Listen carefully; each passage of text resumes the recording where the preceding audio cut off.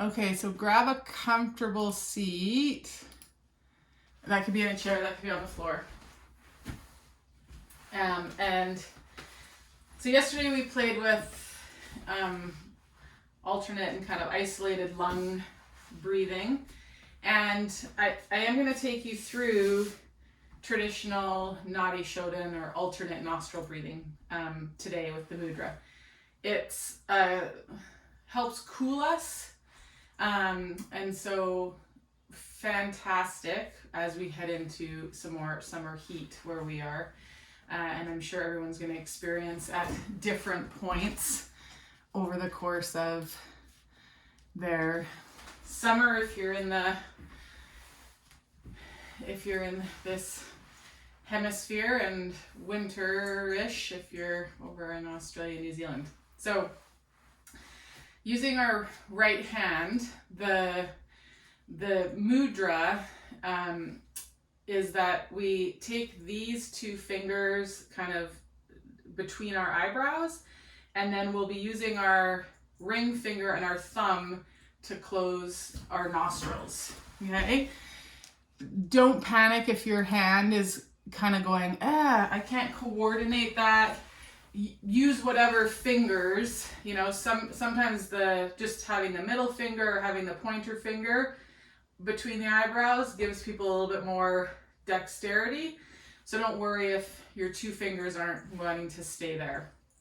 So two fingers our index and pointer finger, middle finger and pointer finger come between our brow. And then just play here with closing your left nostril with your ring finger, and then close your right nostril with your thumb. And just get a feel going back and forth for that. Relax the right arm. When we first bring it up here, we could be kind of like, hold some tension. Okay? And so then just let that go. Fingers on the forehead. Breathe normally a couple times here. Just in and out through the nose or in and out through the mouth.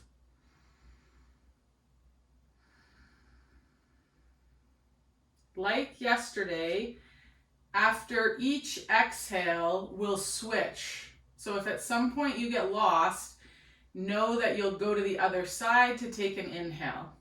Okay? No big deal. So always inhale is on a new side. Or sorry, exhale is going to be on a new side. So following the inhale, we go to the other side. So exhale is always going to be on the other side, unlike yesterday. Okay, so the two fingers between the brow. We're going to close our right nostril with our thumb. Inhale through the left. At the top of what's your inhale, close your left nostril, and you're going to exhale through the right. Inhale right. At the top of the inhale, close the right, exhale left. Inhale left.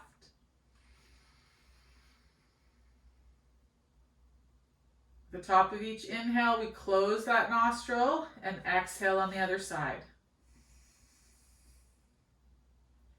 Inhale. Okay, so I'm just going to let you move through with your breath. The top of the inhale, we close that side and exhale on the other side.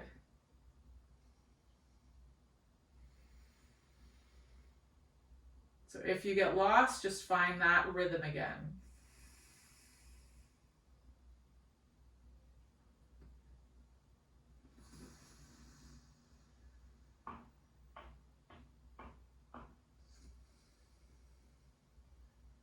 As you're going here, just see where you can release any extraneous tension.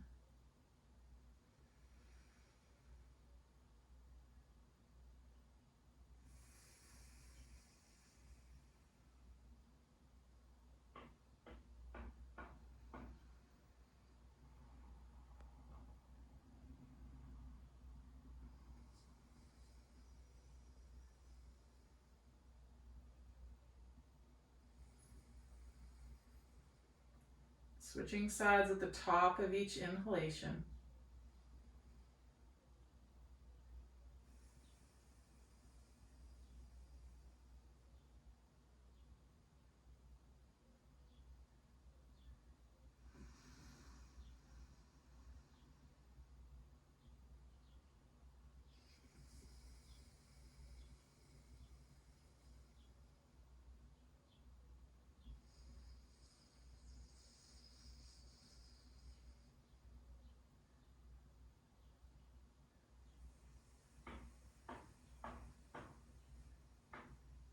Soften around your breath.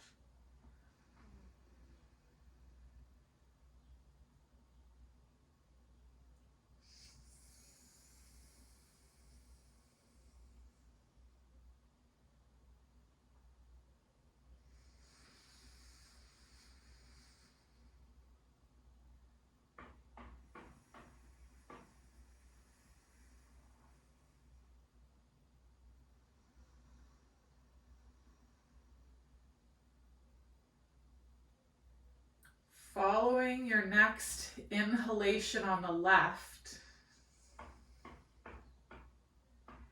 you'll exhale right and release the mudra and just breathe normally. So finish with an exhale out the right nostril.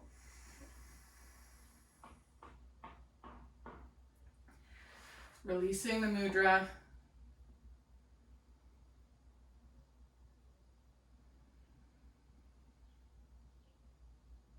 Let's take a few natural breaths and notice the effect of both the mudra and the breathing pattern.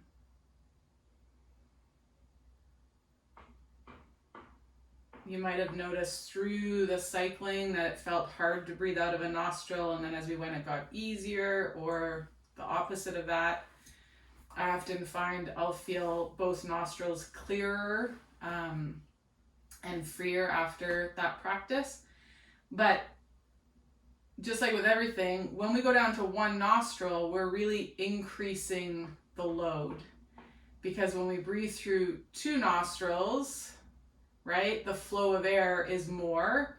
When we breathe through our mouth, it's even more than when we breathe through our nose. So don't be alarmed if you felt like it was really challenging. And it is a way to strengthen, especially if you've got respiratory or chronic sinus stuff, to start to strengthen those pathways and the flow and the capillaries all through our breathing passages by doing a practice like that.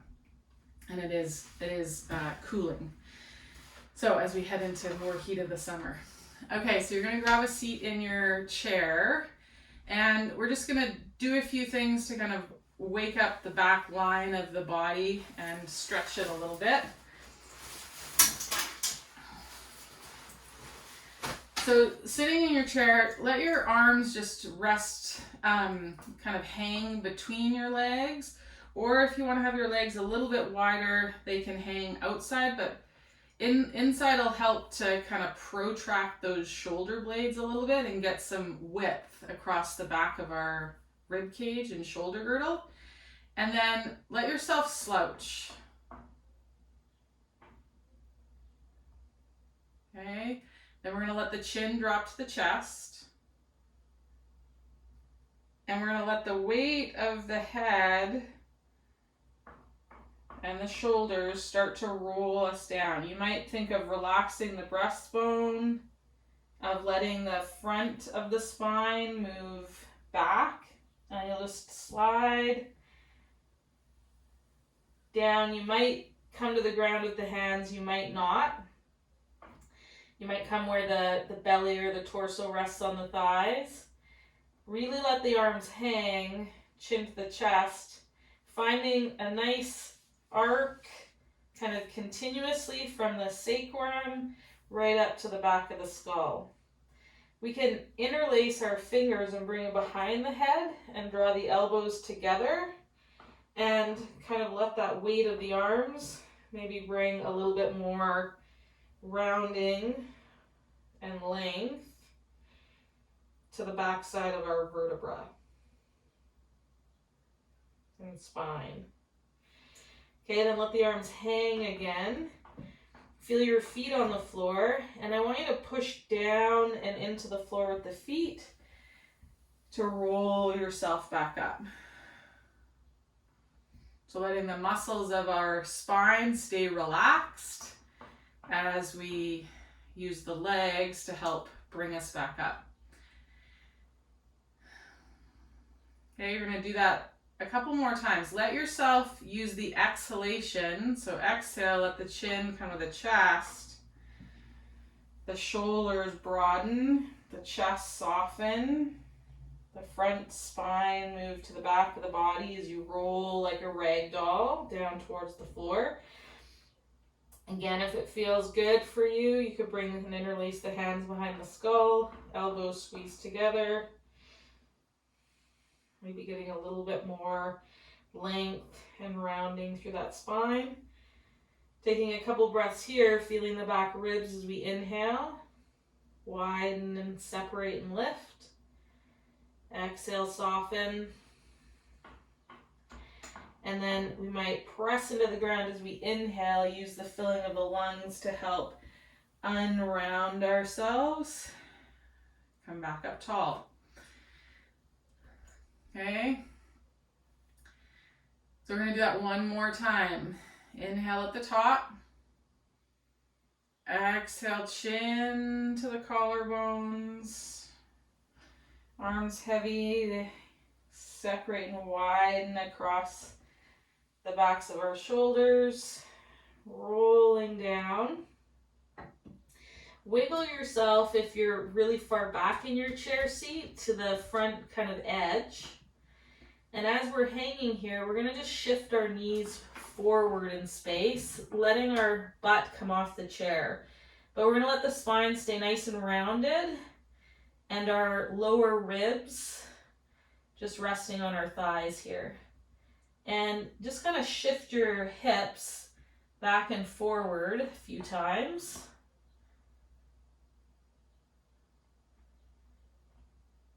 And then find where you feel centered over the front and backs of your feet. Keeping the spine flexed, we're going to start to take the sit bones towards the ceiling and then back towards the floor. So the knees start to unbend. We feel load through the hamstrings, and then we let them bend again. So similar to the other day when we were on our back and we were doing one leg, you're kind of lowering the hips, pressing into the floor and letting the hips lift, keeping the spine flexed, loading the proximal when we lower the hips and flex the knee, the more pelvis end of the hamstrings. And then as we start to straighten the knee and maybe the ribs come off of the thighs a little bit, we're getting more distal or behind the knee, closer to the knee hamstring fibers. Okay, let the spine be long, press into the ground, and you're going to roll yourself up to standing.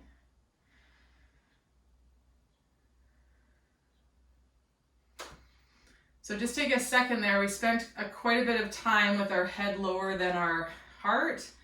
So just take a second to let blood redistribute, especially if you're feeling lightheaded or you've got low blood pressure.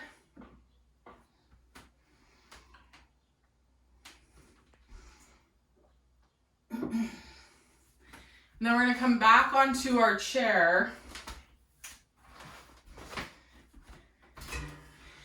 I like to kind of use the corner and sit on the corner of the chair.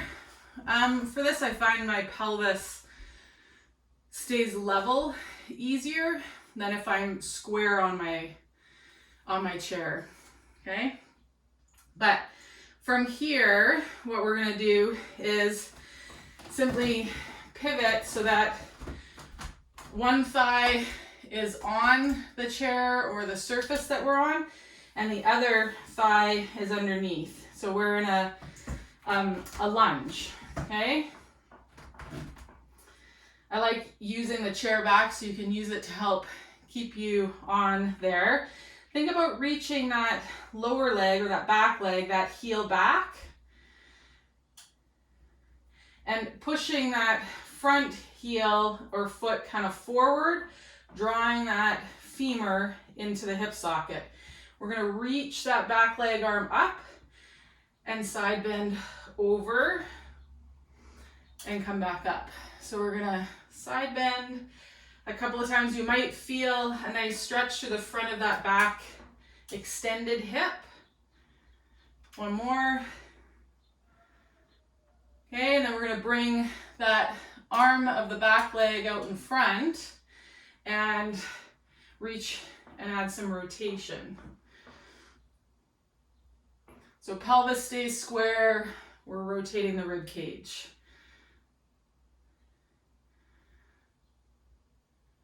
One more. Okay, I'm gonna reach up, stand up, and bring that chair or surface in front.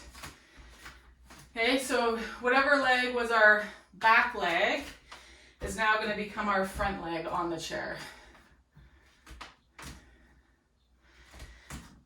Okay, so we've been flexing the spine when we were rolling down in the chair. Now we're going to hinge the hips and keep the spine long. So think of on either side of that pubic bone, that's moving back. Our butt moves back as we hinge forward. So you might find that the leg on the chair straightens a little bit and your standing leg bends a little bit. Okay, and then press into the chair and ground, come back up. So the standing leg straightens, the chair leg bends. We're gonna do that a couple of times. You can reach forward and come back up. So just hinging out over that front leg, thinking about the butt and the hips going back. Yeah.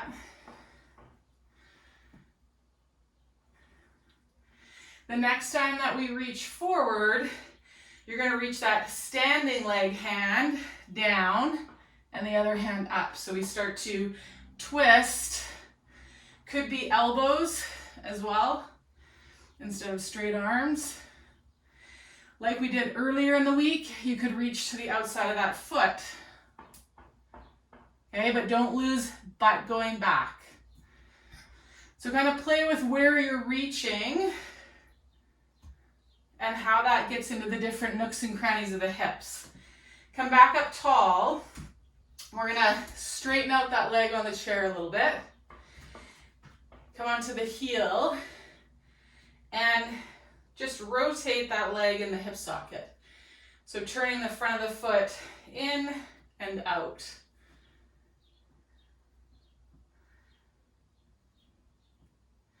Okay, the next time it turns in, hip hinge. You'll feel kind of different fibers of the hamstring and of your calf in this internally rotated position. Reach forward, come up. Sit the butt back, come up. Keep that leg slightly internally rotated.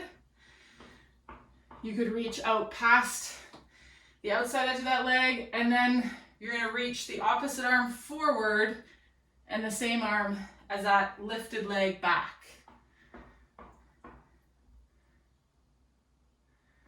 You might feel some nice stretchy stuff through that outer elevated leg, that glute, and those hips.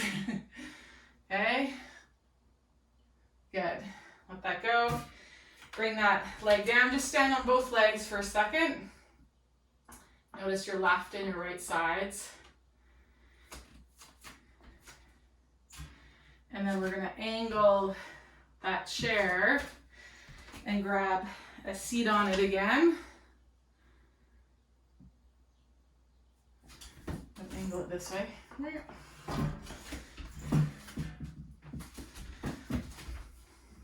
Okay.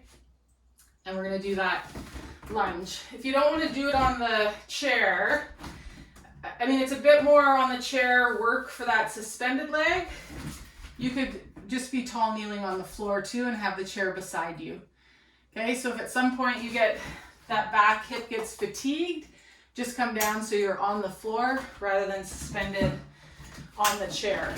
Okay, reach that back heel back. think about pushing the front heel forward. You'll feel how that kind of rotates your pelvis towards that forward leg a little bit.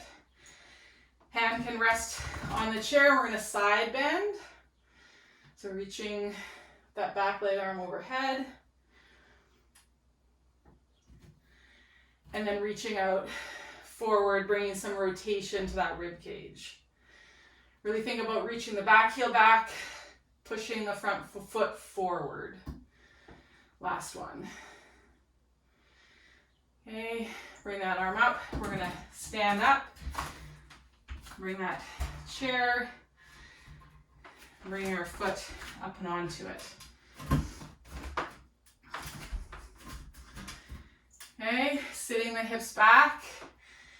Back leg bends a little bit. Front leg straightens. Come up tall. Think about either side of the pubic bone that goes back towards the back of the pelvis. You'll feel how your sit bones go from being downcast to the hip hinge, they rise. Okay? Think about the relationship between your ribs and the front of the pelvis so that as you hinge forward, we don't extend or lift the front ribs, drop them back. Think about getting as much length kind of from your sacrum through to the top of the head. Okay, we're going to sit back, stay in that hip hinge, and add some reaches. Again, play with kind of where you reach with both arms. You could reach, come up tall, hinge and reach, come up tall. Staying in the hinge, we load the outer hips a little bit more isometrically and the hamstrings, then coming in and out. So you decide what you want to do. And then that back leg hand is going to reach forward and down, and that front leg hand is going to reach back and up.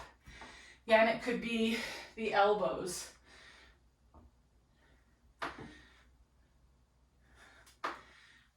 Find different angles. Might be that you reach more for the knee or for the foot in front or to the outside of it. Okay, now we're gonna come up for a second, straighten that leg that's on the chair. We're gonna internally and externally rotate it here. So spinning that heel.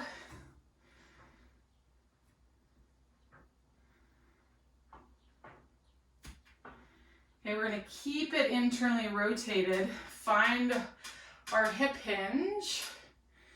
Okay, we can reach and hip hinge. We'll feel how we get into some different fibers. Add the rotation.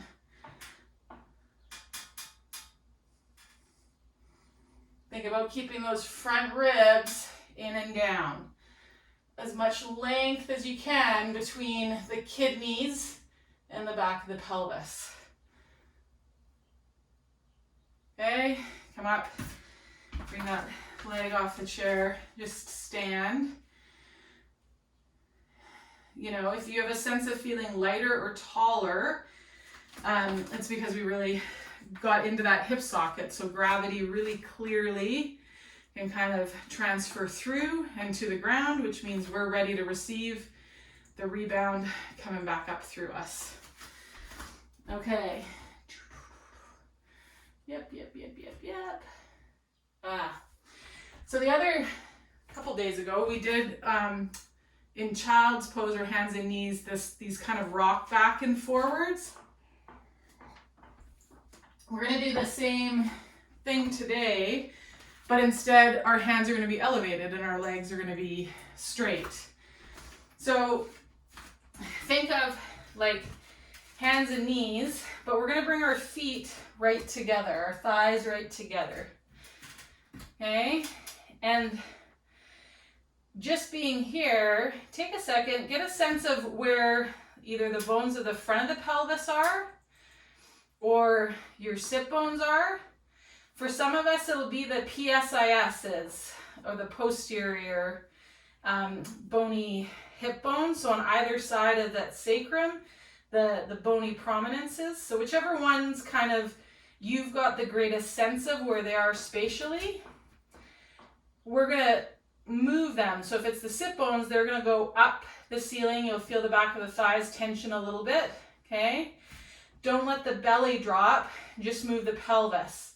Think about keeping that relationship between the front ribs and then let the sit bones drop. If it's the front of the pelvis, you're gonna let the front of the pelvis bone drop and lift.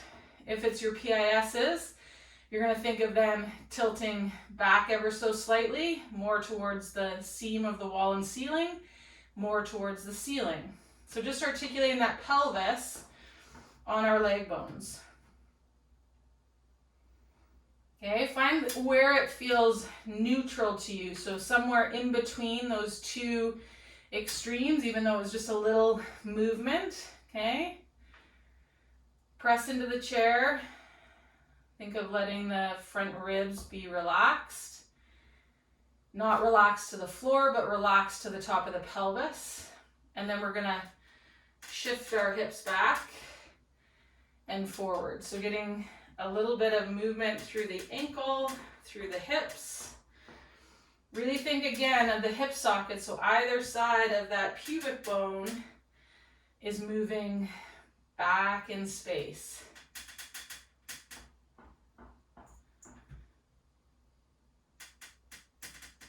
Knees can be slightly bent.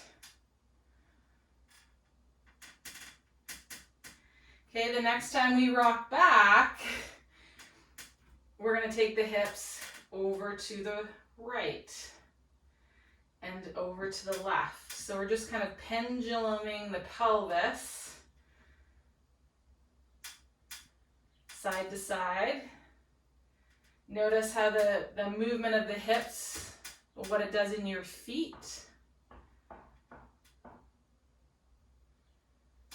Okay, and then the next time we go over to the right, we're going to keep it to the right and rock forward, rock across the left and back, across to the right and forward, across the left and back. One more time this direction. When you're forward, then you're going to go back out right, swivel around to the left, forward,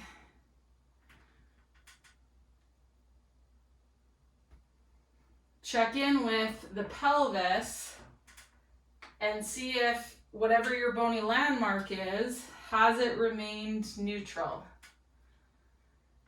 Because we want to work at moving the legs in the pelvic, in the hip sockets, in the pelvis, rather than the pelvis moving on the legs. Okay, and then come to neutral. Heel toe the feet out so they're under the hips. Bend the knees a little bit, relax the spine, press the ground away, come up to standing. Okay, just feel how that feels in standing, your sense of verticality.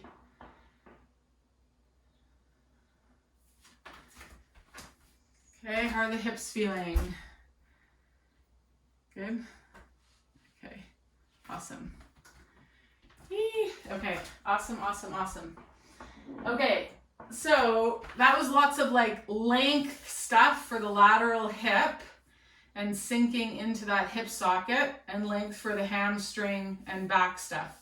So I want us to come down and use the chair, and we'll do some bridging series stuff to now strengthen this stuff in a different lengthened position. So in a shorter position than what we've just been doing. So we're going to come down onto our backs on the floor. Heels are on our chair.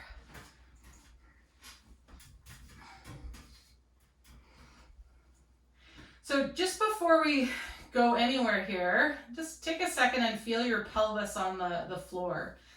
So a second ago, our pelvis was kind of in space, and we either had a sense of our sit bones or the bones on either side of the sacrum, the PSISs, or the front of our hip bones. And so now that we're on the back, we've got more contact with our pelvis with things. And so just articulate whatever the bony landmark was for you in a gentle tilt and tuck.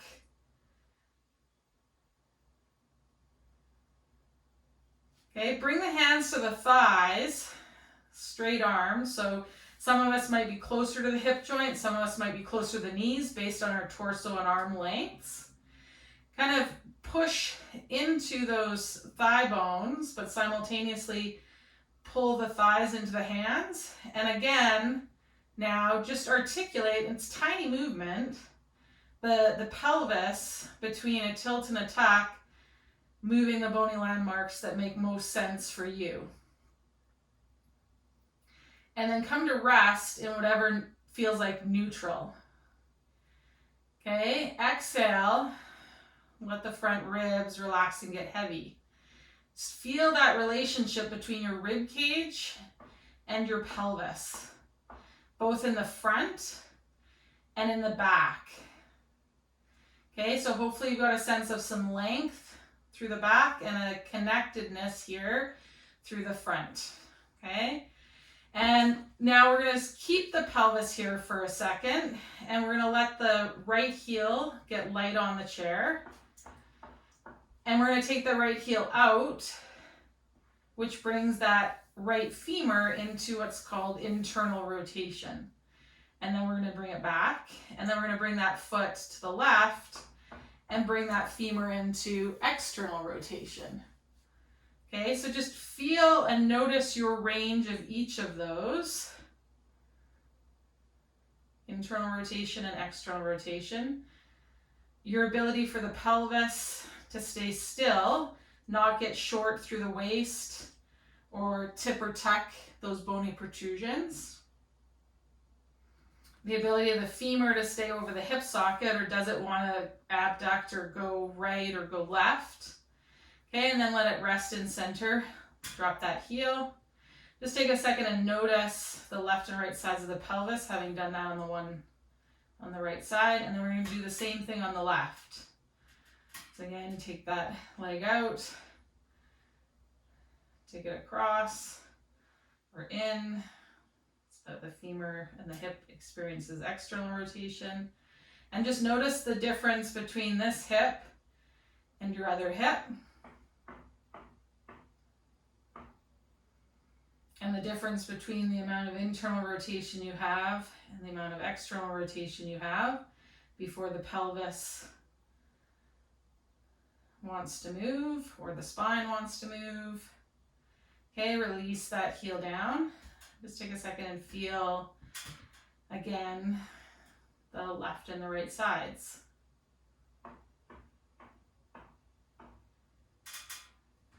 Let the heels start to get heavy into the support you've got underneath your heels.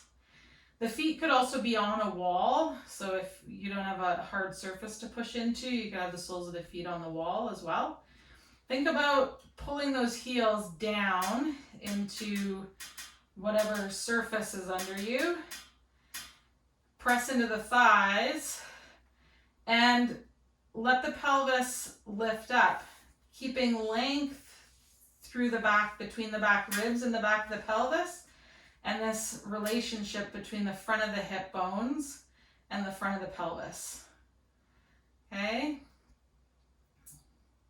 And then lower back down. So hands come to the thighs, heels get heavy. Think of the back of the pelvis pushing up to lift the hips and lower back down. Hands come to the thighs. Hands press into the thighs, thighs press into the hands, heels press into the seat. Okay, bring both hands to the left thigh. See if you can bring your right knee to your chest without your pelvis dropping. And then switch. Both hands come to the right thigh, left knee comes into the chest. We're going to do that one more time each side.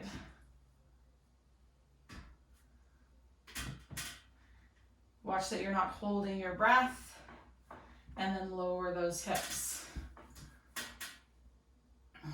Okay, Okay, we're gonna bring the balls of the feet to that surface. If you're using a wall, just think of the amount of the big toe and the pinky being what are gonna drag down the wall to pull you up, and the heel just hangs loose. Okay, so the ball of the foot is on that surface, hands come to the thighs, press with the ball of the foot into it to lift yourself up into bridge. Once the hips are lifted, I want you to think about lifting your heels as high as you can. You might go to cramp town here in the calves, and then let the heels drop down. Press through the balls of the feet, lift the heels as high as you can.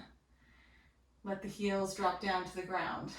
One more time, lift the heels as high as you can, and then let the heels drop down to the ground, and then let the pelvis come down. So we're gonna go to a single leg version.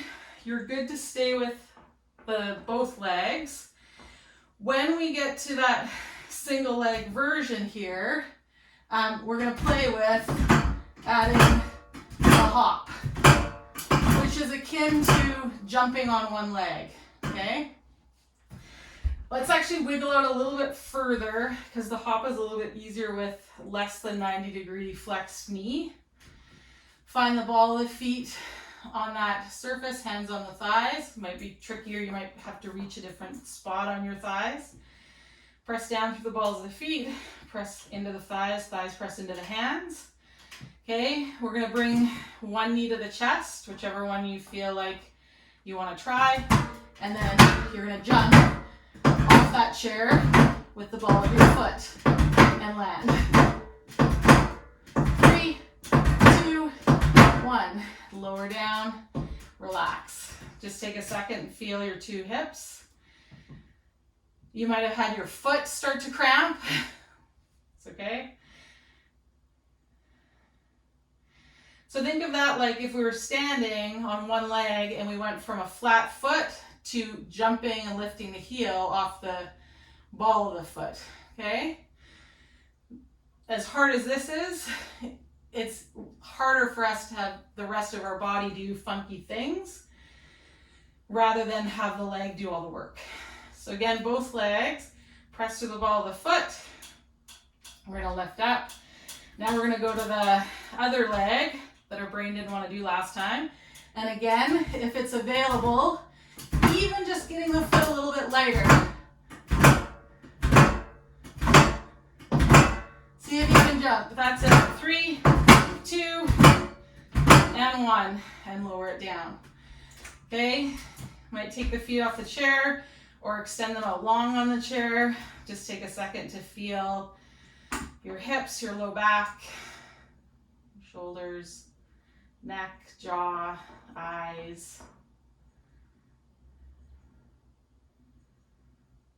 Okay, we're gonna wiggle a little bit closer so we're more akin to that 90 at the hips and at the knees. Heels or ball of the foot, whichever one you want to work with today, on the chair, okay? Hands on the thighs, we're gonna lift up into that low bridge, and then keeping the left arm beside us, or right arm beside us, we're gonna take our left arm and reach on a diagonal. So we'll roll onto that right shoulder. Look at where you're going, so the neck, cervical spine gets some extension. Reach that left arm beside you. Right arm is gonna reach over that left shoulder and overhead. Okay, we're gonna do that one more time each side. Your hips can move. So don't try to keep the pelvis still. You're gonna lower down and relax.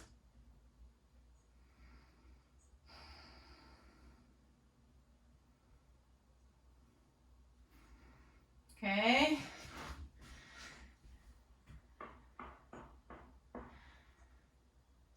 So you can stay with both legs in the arm reach. If you want to play with it, we're going to go to a single leg. So when we lift, the leg that's on the chair, that's the arm that's going to reach. and then we come back and we lower down. Okay, or you can keep both legs on the chair. So if you lift and go to a single leg, that same arm is what's going to reach overhead. And lower down. This time with the single leg, try to keep that floating knee towards the ceiling.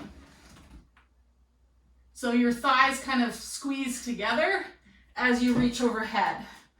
Okay, reset between each one. This is setting us up for any kind of jumping. When we jump on one leg and reach up to catch, this is the action that we're doing. It feels hard because there's no way for your back to kind of help. You've got to use the segments in your legs and not compensate.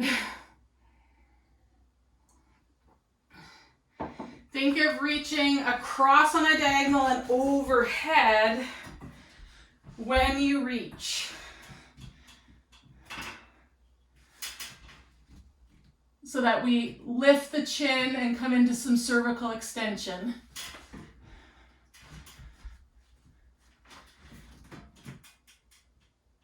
Okay, lower down. You can extend the legs out on the chair or out on your mat to straddle a chair. Just take a second to just feel your body here.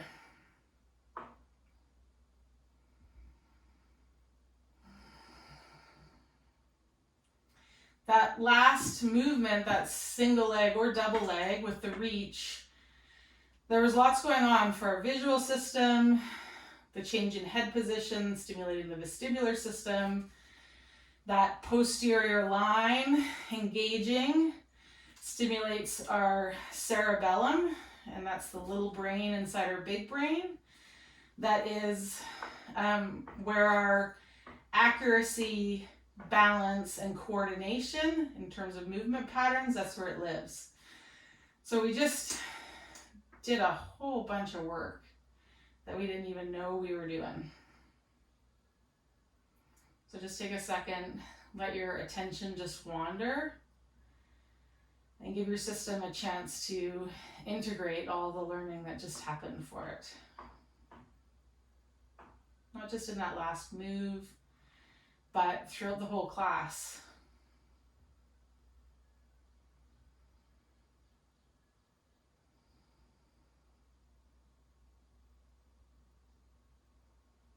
Take 3 more breaths here.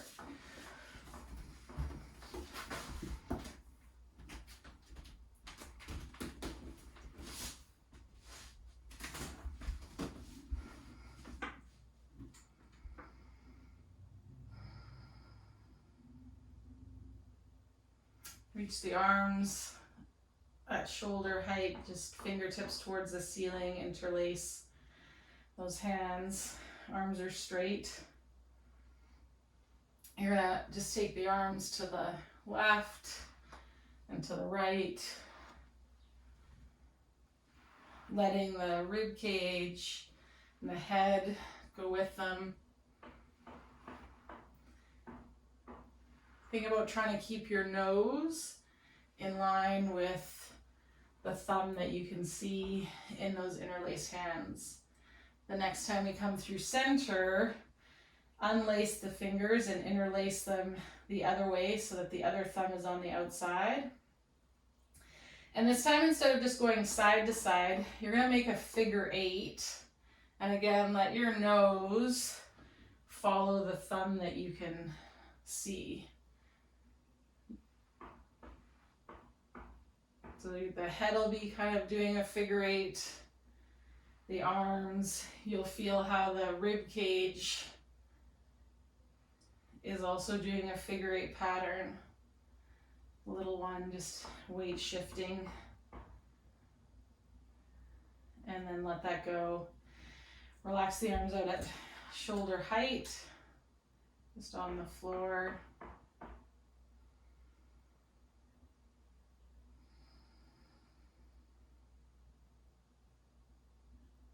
Take 3 breaths here, inhaling through the nose. You can choose to exhale through your nose or through your mouth.